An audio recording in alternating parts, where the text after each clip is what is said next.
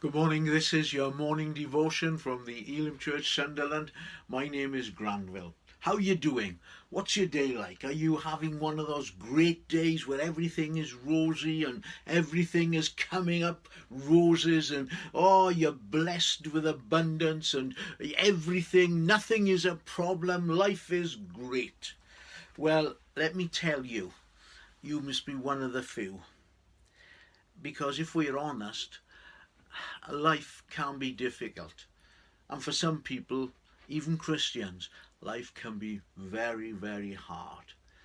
Loneliness, heartache, bitterness, sorrow, grief, sickness, and so it goes on, and I'm probably making you feel depressed even as I'm talking to you. You will remember that the other week I spoke about a lady poet, Annie Johnson Flint, who wrote some lovely poetry.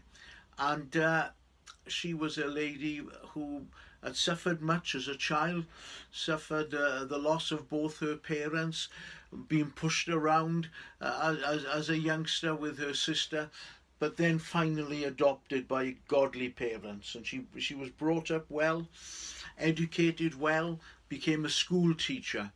And in her 30s, she was stricken down with severe arthritis and bedridden for the rest of her life. And Annie Johnson learned in the suffering, in the pain, she learned that God was with her. And she understood what it all meant. And she wrote words like these in one of the lovely songs. When we have exhausted our store of endurance, when our strength has failed, ere the day is half done. You been there? When we reach the end of our hoarded resources, our Father's full giving has only begun. You found that? Have you found out that sometimes you go through life and the day's not over and you're exhausted and the pain and the suffering has robbed the day of its sunshine? Fear not that thy need shall exceed his provision. Our God ever yearns his resources to share.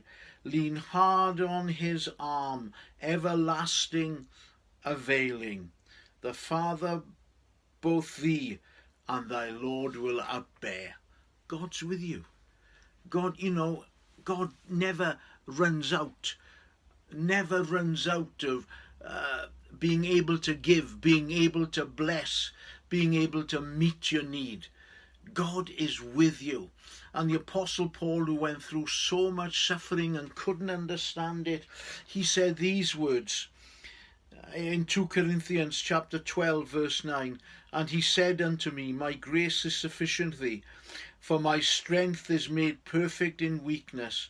Most gladly therefore would I rather glory in my infirmities, that the power of Christ may rest upon me. Listen to the words again. He giveth more grace when the burdens grow greater. He sendeth more strength when the labours increase. To added affliction he addeth his mercy. To multiplied trials his multiplied peace.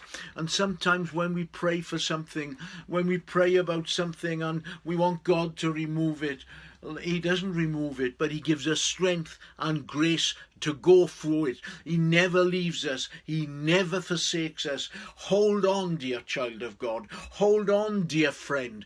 He gives more grace than you could ever contain. He gives more blessing than you've ever known before. So trust him, lean on him, and abide in him.